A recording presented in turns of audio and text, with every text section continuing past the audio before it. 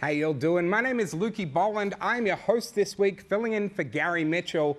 He's off busy with his new hobby of breeding dogs. Apparently so far he hasn't found a dog attractive enough to breed with, but good luck to him. I'm sure he will discover one. Meantime, we've got 3 awesome letters for you tonight. First up, we're looking at a guy who's possibly moved on a little too quickly from his widowed wife into a new relationship. Next up, we're going to be looking at the London Olympics taking place in just a few weeks' time and some of the dodgy athletes heading over there. And lastly, a family plagued by freeloaders. It's going to be a very entertaining half an hour or I'll eat my hat. I'm not wearing one. This is awkward. You're watching Sweet and Sour. Got a problem, big or small, would a miracle be nice?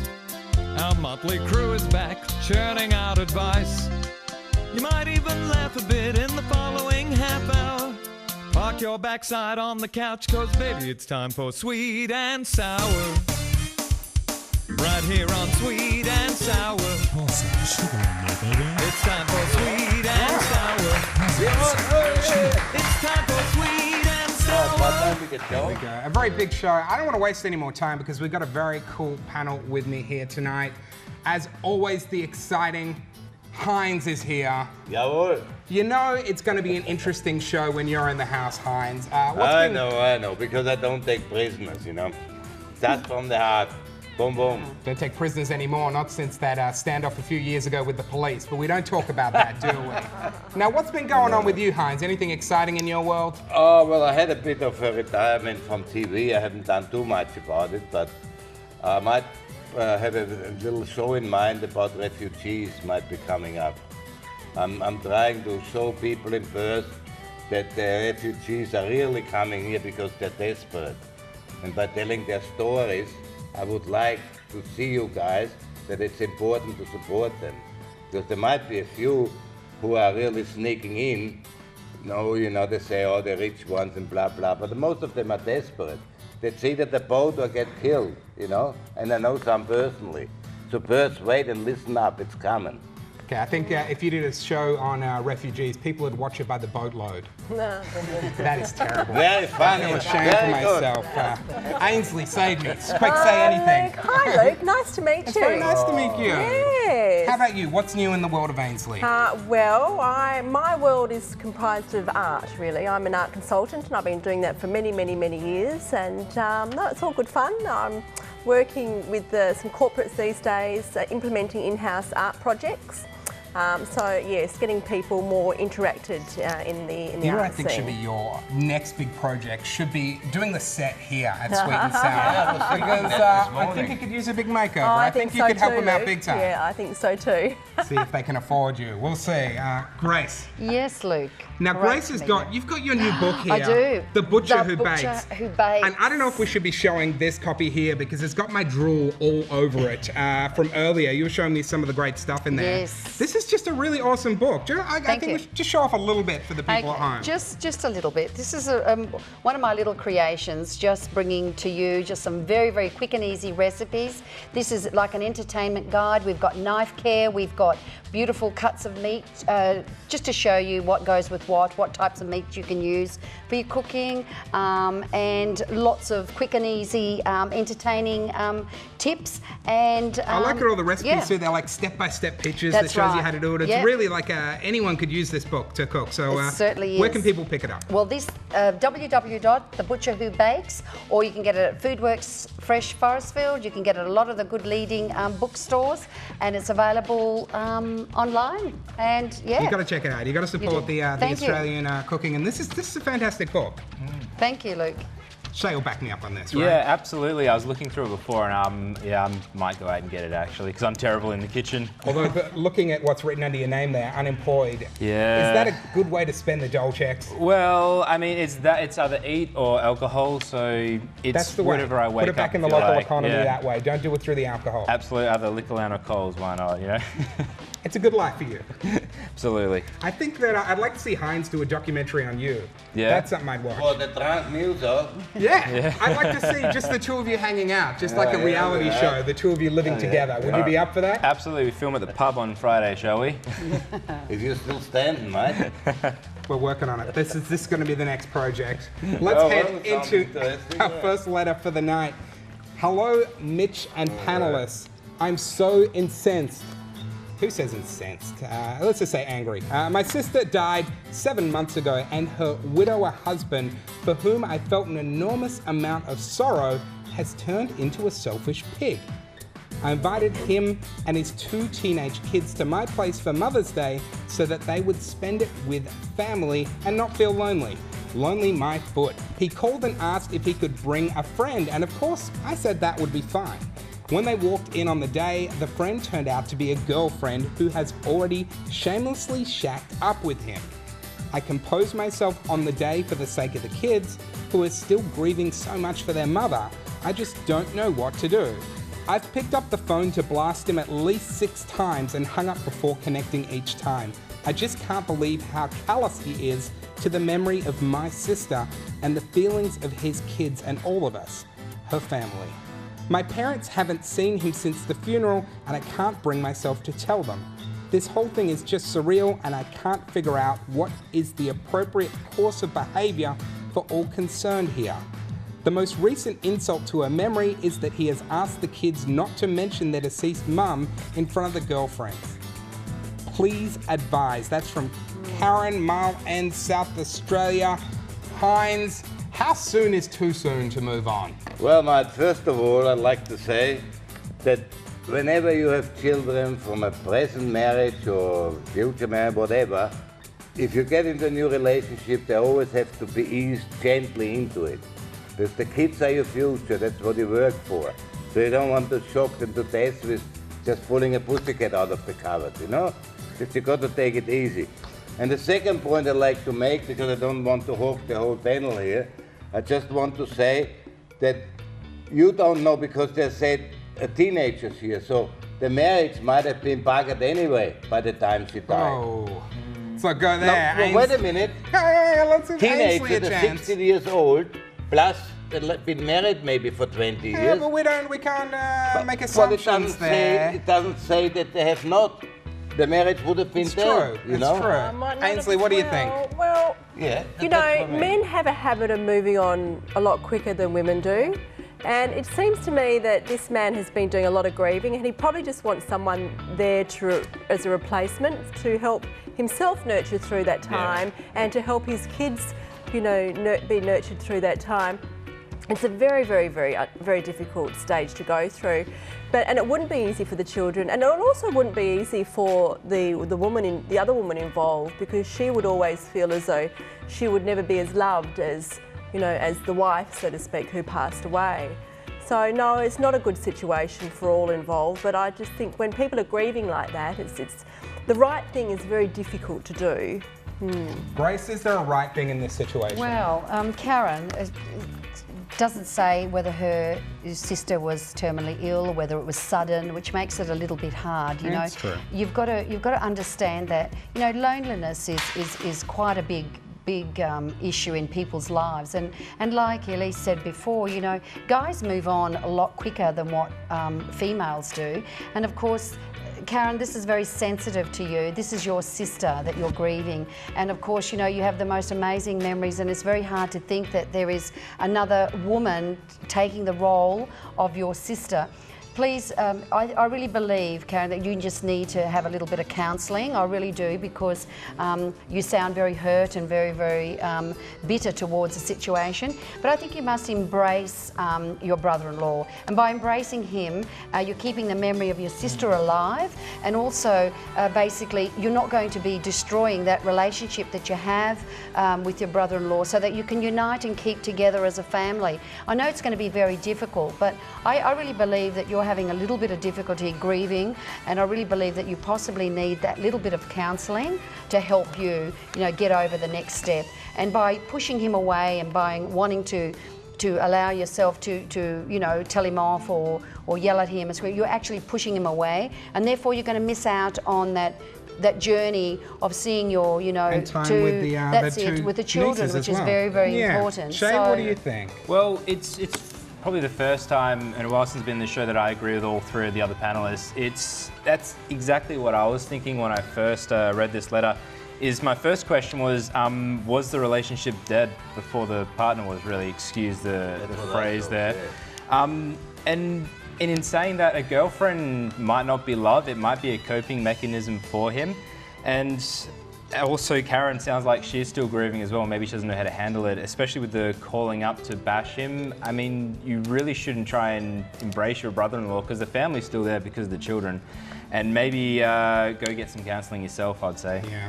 It's always that tough decision, how soon is too soon to move on? I had a friend who an hour after he lost his wife was having sex with another woman, and the most awkward part was he lost her in the supermarket. She was just in the frozen food section, so really not a cool thing to do. Yeah. We're going to be back in just a moment. We got another letter for you talking about the Olympians. Stick around.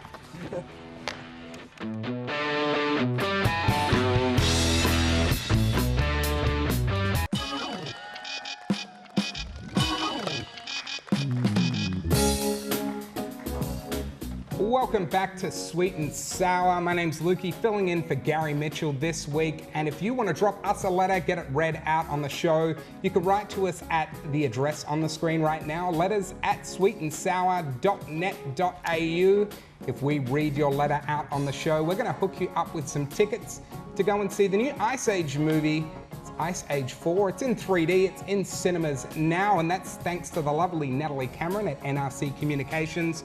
Also, head over to Facebook and you can check out the Sweet and Sour page. If you like us, you can join in chats about the show. I personally tonight will be heading over to the Sweet and Sour page and I'll reply to every message you leave there. So there's some incentive to head on over to talk to me. Wow, that's going to be it's going to be thrilling stuff. I can guarantee it. And every reply is going to be follow me on Twitter @Lukey20. That's going to be it. Join the 50,000 in the Lukey army. But we do have another letter to get into. Hi panel, the fast that is the Olympics is about to start. I never accept that China should have ever been awarded the last games given the atrocious human rights record of the Chinese government, plus the fact that they still have 70% of their population living in poverty. And I just can't believe how horribly commercial the games have become.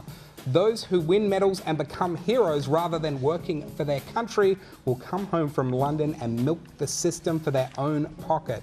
Not one red cent did these athletes put back, even though it is the taxpayer spending millions for years supporting them.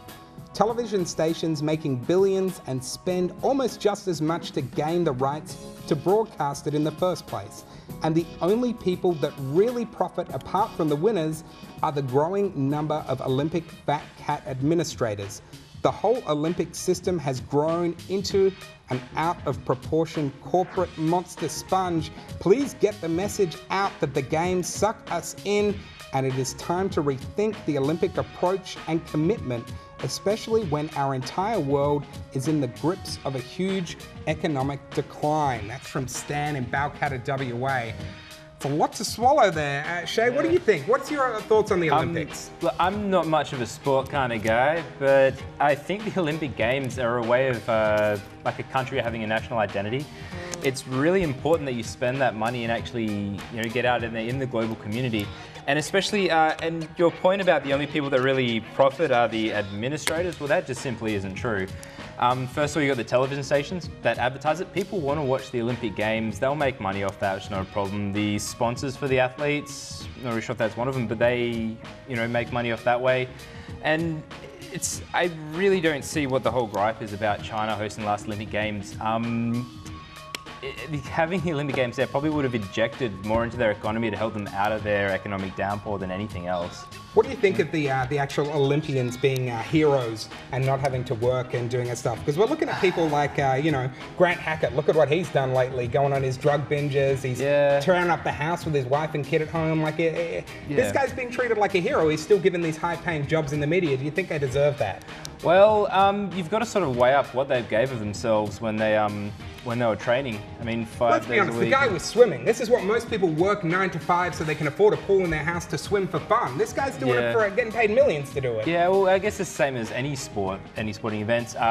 Musicians, actors, sort of the same thing. Like, who really does work hard, you know? I think the world would be a better place if athletes and teachers switch salaries. I think we'd be looking at a much better place. I agree with you there. Grace, what do you think about it? Well, Stan, I know what you mean. All I can say is relax, live and let live. I'm probably the only one in the whole of Australia that doesn't like sports.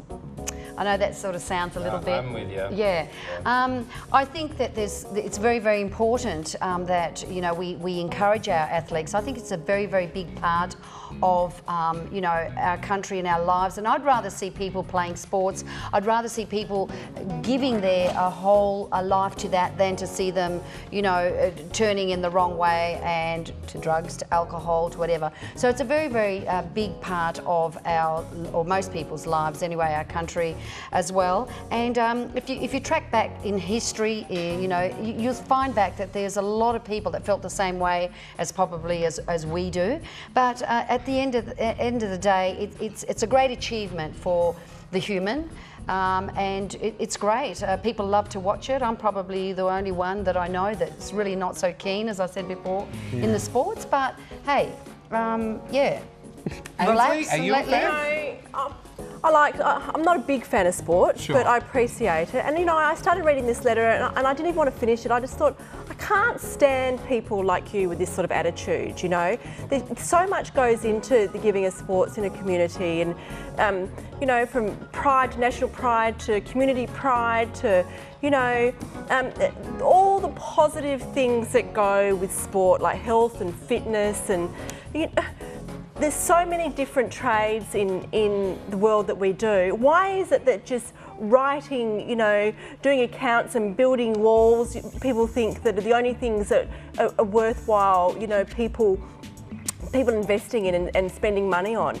You know, creating sports creates an income for so many people that drizzle down. They don't come back and just pocket selfishly from this. They come back to their community and they teach their community, and they do a lot of things that a lot of volunteer work in their community when they do this, and it creates a positive energy which Nick will Darcy, flow he's right through. donating a lot of time the gun rages. I mean, that's one stupid fellow in a whole pool of so many great athletes. Heinz, will you be watching the Olympics? Well, definitely. I think the Olympics is one thing where people and countries get together, and it's the human bond that's formed. Absolutely. And I think personally it stopped many wars, you know? Okay, very and quickly. Made friends. Now, one quick more point I want to make. Sure.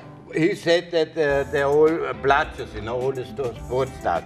Like Kathy Freeman and Dawn Fraser, they gave a lot back to the community. Yeah, you know? Absolutely. You don't see them sitting in an office working 9 to 5. No, of course not. Kathy Freeman was out there to encourage all her fellow... Because she never needs to work another day in her life. She's got it pretty sweet. You're prejudiced. Come on, How is mate. that prejudice? I do it all athletes I would say equally. she'd never have Doesn't matter to work skin another colour. day in her Athletes life. are lazy. Who does? She was helping everybody. All right, No all right. good Come on, I think look, we're going to full solve of this one full right time. now. We're going to be back. We got one more letter for you. Yeah. We're going to be back with more Sweet and Sour in just a moment. I truly was going to go for a run, but then I realised there wasn't a bear chasing me.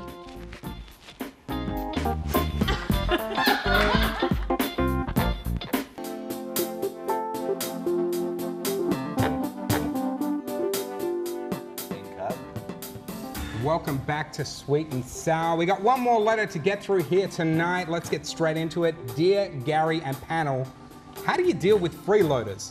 We've always been a hospitable family, and I've always welcomed my children's friends. My children are in their 20s now, and they mostly fend for themselves. I work full-time, and my daughters are full-time students. We certainly try to have quality time around the dinner table, as that is when we all manage to sit together. The growing problem is that some of their friends who have been living overseas for the past few years have returned home. Though it's lovely to see them, they don't seem to realize that our lifestyle has changed and quickened. They drop in strategically before dinner and expect to be fed. On top of that, they ruin the little family time that we have. I've tried to drop hints, but so far they remain oblivious. How can we deal with this situation? What's a tactful way of throwing them out and maintaining the bonds of my children's friendships? It's from Elizabeth in Albert Park, Victoria. Grace, is there a tactful way to do it? Well, Elizabeth, I can tell that you're a very hard-working woman, family woman. Now, there's a lot to learn about your children's friends. I have learnt so much about my children by, relating to their kids or seeing how they are. What you do, Elizabeth, is just set a limit. Isn't it wonderful that your children are coming to you and staying at home with you? Set a limit and say, hey girls, Friday night is going to be your friend's night. Bring them over. You can do a cheap meal of pasta. You can do pizza nights, anything like that. Just set your limit and stick to it. And I think that should. It's a great idea. Shea, what do you think? Is that a good solution? You got alternatives there? I don't think it's a problem that needs to be fixed, really. You shouldn't deal with freeloaders. You should just love them and embrace them. Because myself, being a freeloader is one of the only ways I get fed. Yeah, exactly. You're gonna ask for this person's address so you can stop by, aren't you? That was literally the next thing I was going to say. Pasta sounds good. I don't know, I'm hungry. Heinz, what do you think? Yeah, that's a bloody stupid letter. You didn't write that, did you? Why would I write that? Well, just a fake or something. But anyway, if it's fair income, only say to them, come in the afternoon tea or something. And if she really cherishes that family time around the dinner table, their friends would appreciate that. And she goes on like a two-pop watch, that it's so important for me to sit around the dinner table with my family. So they would appreciate that and come for afternoon tea. That's all I have to say. What do you think, Ainslie? Do you ever strategically drop round friends' houses for the free dinner? No, I don't, but I did many times, and we had lots of kids drop into our house. I'm from a big family, so it's just a part of being a parent. You just need to set your boundaries and give them guidelines, and what else can you do? You want your kids around, you want their friends around, but you do need to, at some stage, give them boundaries. Find a middle way. Find a middle road. Set your limits. I find it tough too. My daughter's friends always coming around wanting free sultanas and apple slices, and I say, look, I know you're only 2, but come on, I ain't made of sultanas and apple slices. Got to give out our winning letter. You guys, you think we should reward this person who's suffering through the freeloaders? Yeah. We're going to hook them up with a free pair of sunglasses. They're going to be coming out your way. Elizabeth in Albert Park, Victoria. You enjoy those. Maybe hock them, buy a few meals. Who knows?